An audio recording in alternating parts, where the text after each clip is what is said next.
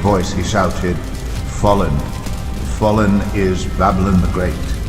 She has become a dwelling for demons, and a haunt for every impure spirit, a haunt for every unclean bird, a haunt for every unclean and detestable animal."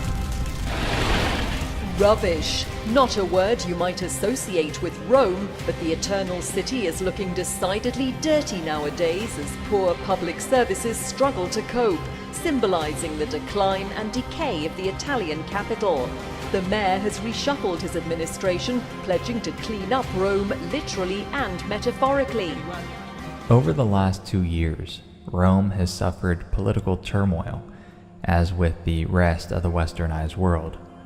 So much so that their public utilities, such as trash removal, have been severely impacted. You can see that in many of the residential neighborhoods, trash is literally overflowing onto the streets and has been called out as a public health crisis. What's interesting about this garbage crisis is what has ensued afterwards.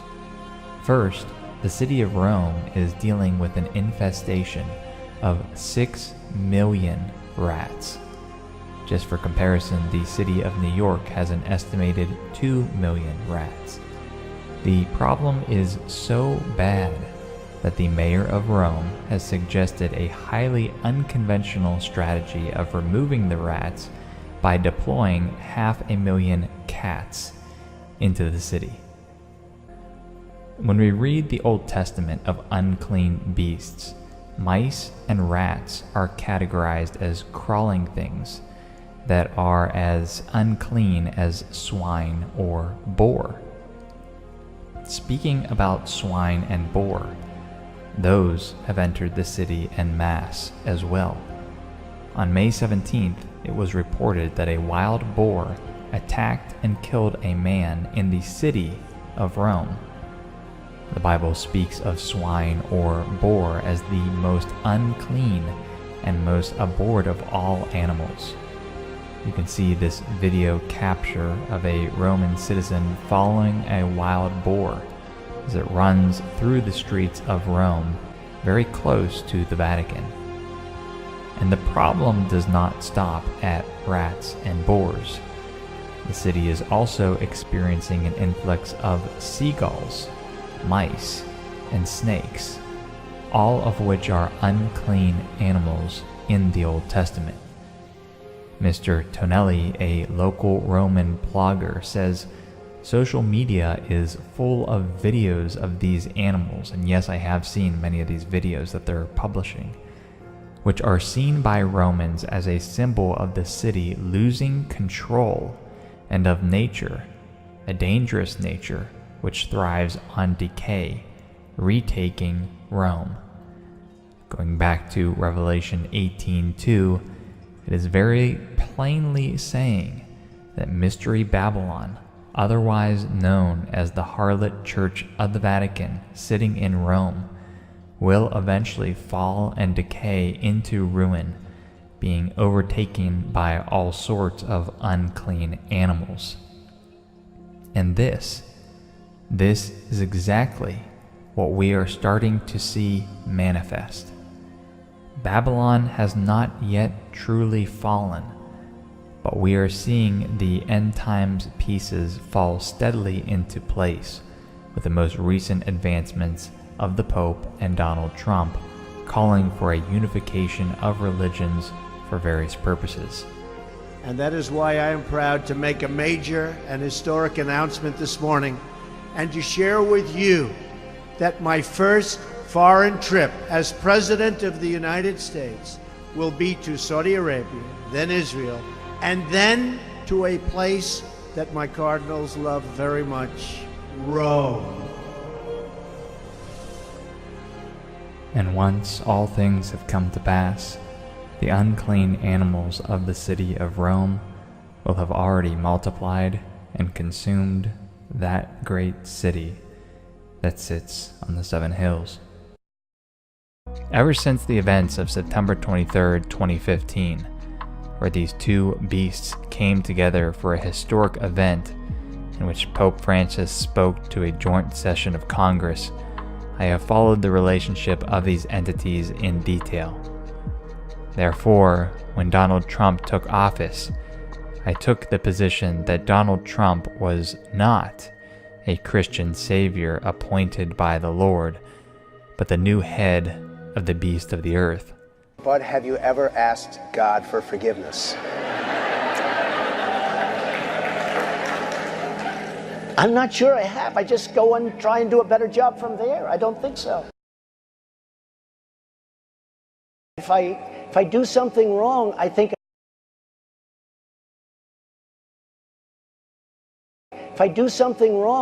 I just try and make it right. I don't bring God into that picture. I don't.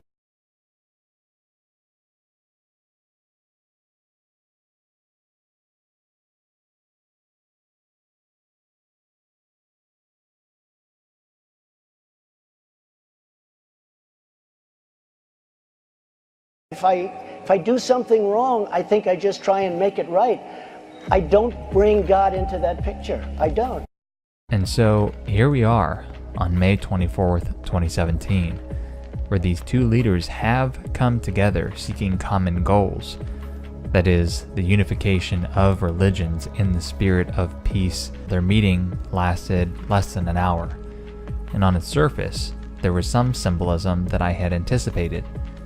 That is, Trump and his family would submit to Pope Francis. Sure enough, they did so as Melania, Ivanka, and their aide all wore black veils and black dresses, which is a common practice of submission or respect amongst formal female visitors to the Vatican. This is in stark contrast to the fact that none of these women, or any of the women in the Trump entourage, wore any head covering at all during their visit to Saudi Arabia. However, the symbolism goes much, much deeper than this, and it is in regards to the gift that Donald Trump presented to Pope Francis.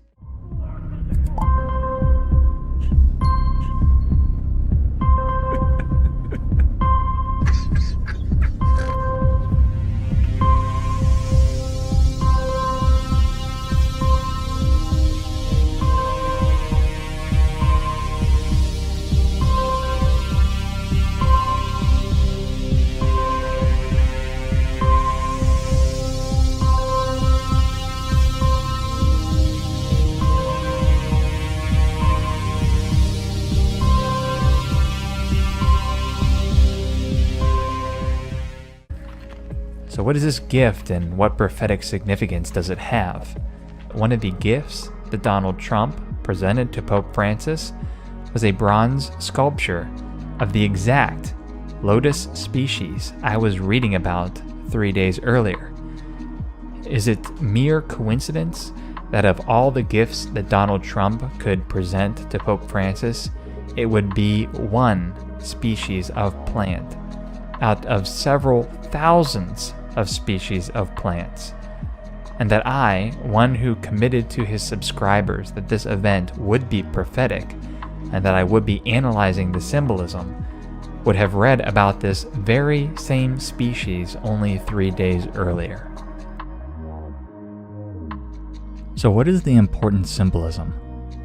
The lotus is one of the most occult and ancient symbols of the natural world.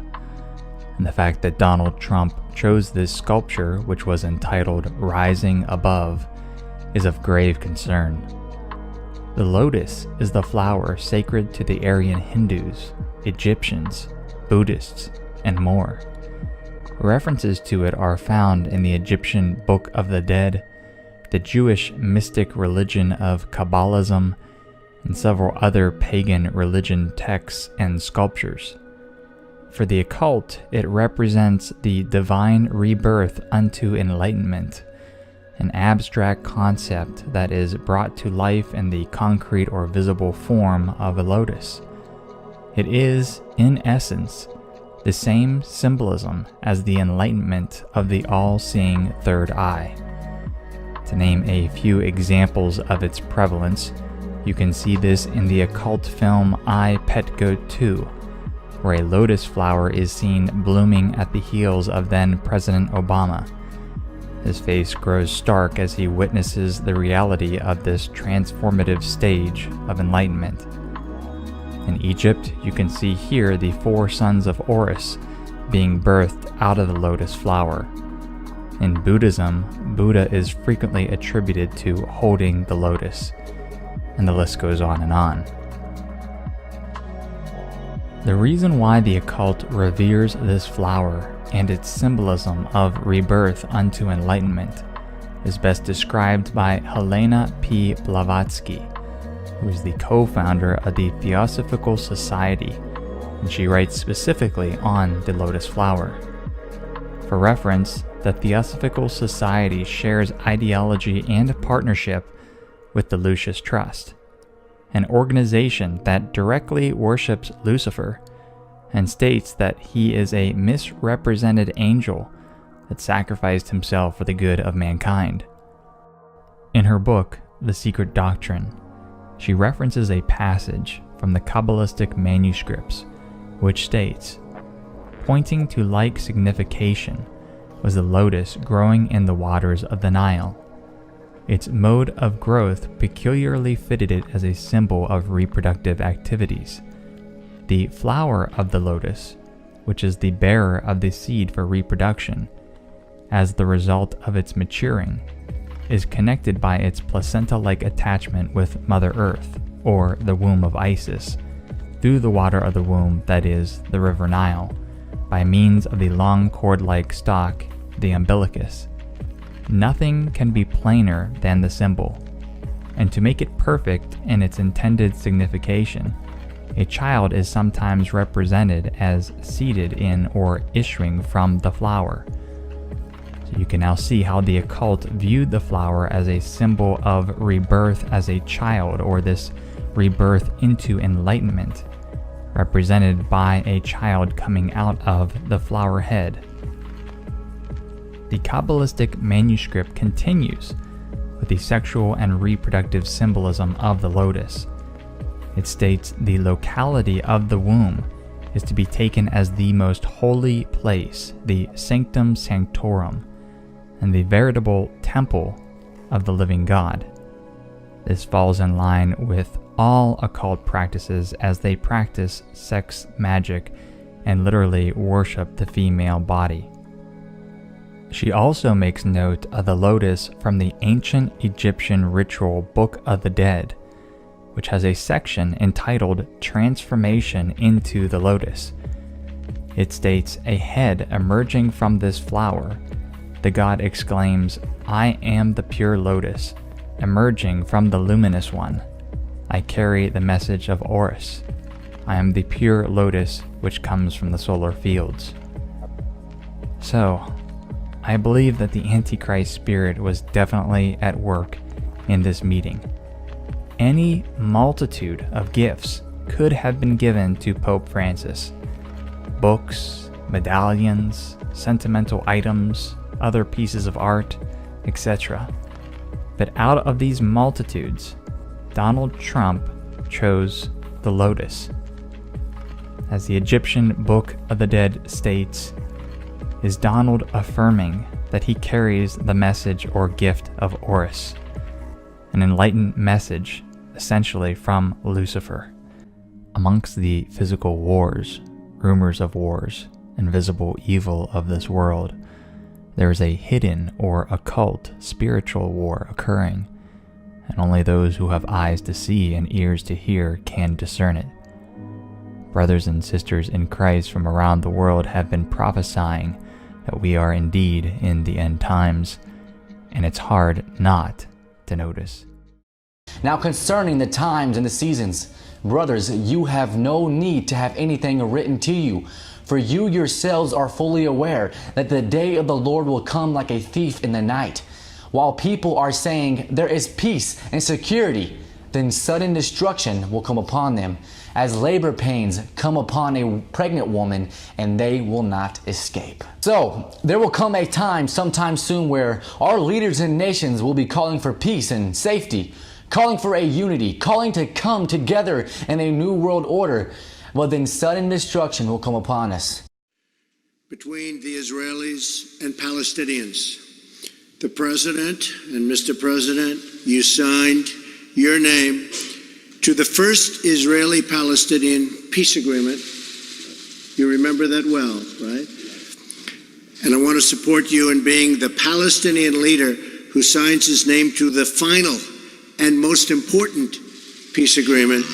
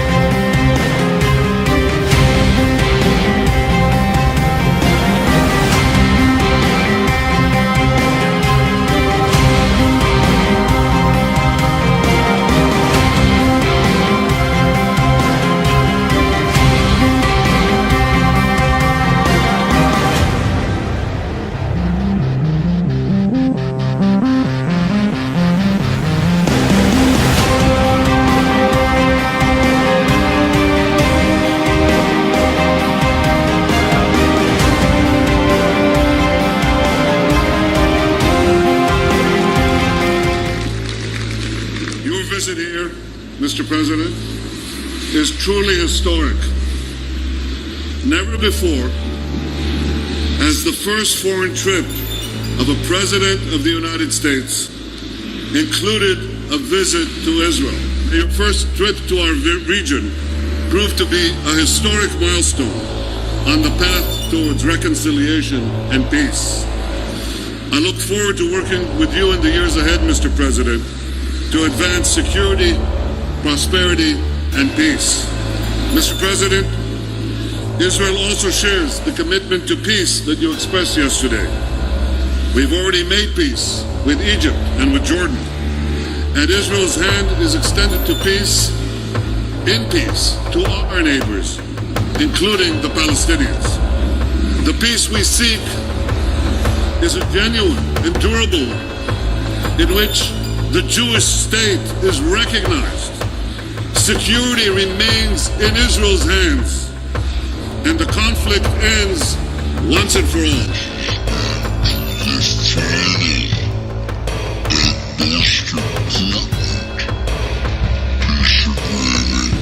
Mr. President, for 69 years, Israel has been doing precisely that.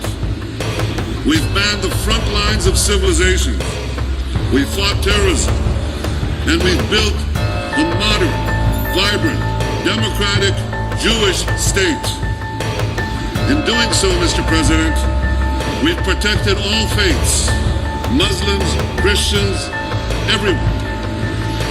Throughout the Middle East, Christian communities are decimated, minorities persecuted. But here in Israel, we're proud to have a growing and thriving Christian community, and we guarantee the rights of all. May God bless you, Mr. President.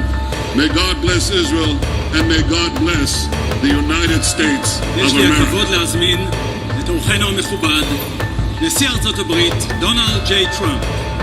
Ladies and gentlemen, the Honorable Donald J. Trump, President of the United States of America.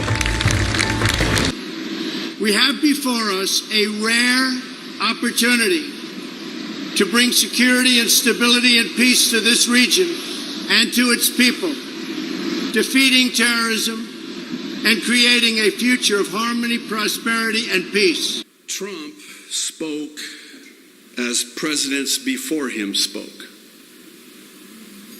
And in so doing, he profaned and even blasphemed the true and the living God by implying that Muslims, Jews, and Christians worship the same God. Trump's speech is wrong on every level, and it's very grievous. And what's even more grievous is that if this weren't bad enough, most Christians have no clue. It's for this reason that many biblically illiterate Christians see Trump's trip as a good thing. He's going to bring peace, finally, to the Middle East. Here's the fact of the matter.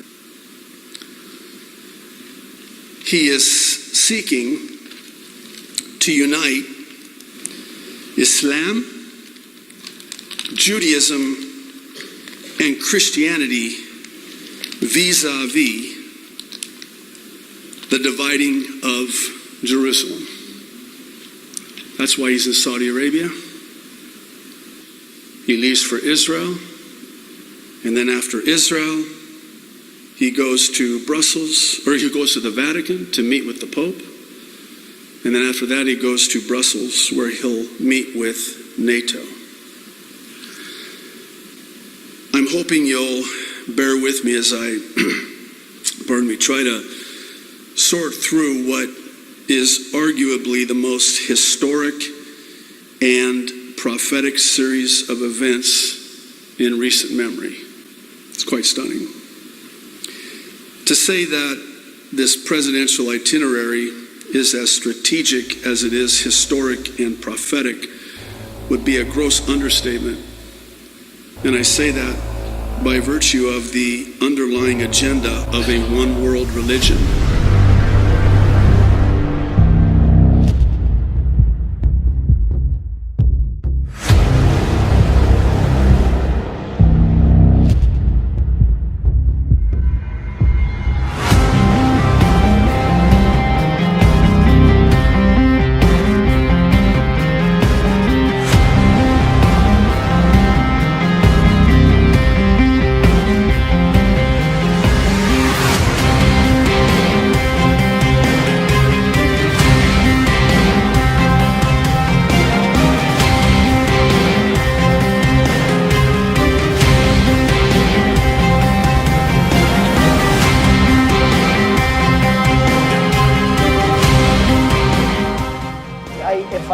If I do something wrong, I think I just try and make it right. I don't bring God into that picture. I don't. The final and most important peace agreement